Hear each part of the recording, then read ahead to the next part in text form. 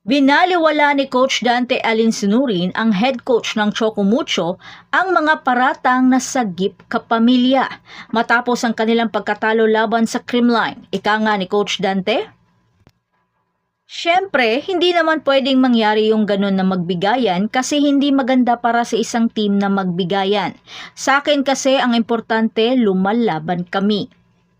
Pero bago ang laban, ang Chocomucho ay isa sa pinakamainit na koponan sa liga at sila ang may pinakamahusay na record na may 8 panalo at 1 talong record.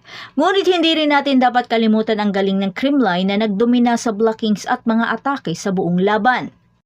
Ayon kay Coach Dante, talagang na-outsmart sila ng Creamline sa 88 minutes na bakbakan at nagtala rin ang Creamline ng mas maraming punto sa mga atake at blockings. Pero hindi pa rin nawawala ng pag-asa si Alinsunurin at ang buong kupunan ng Chocomucho. Exciting ang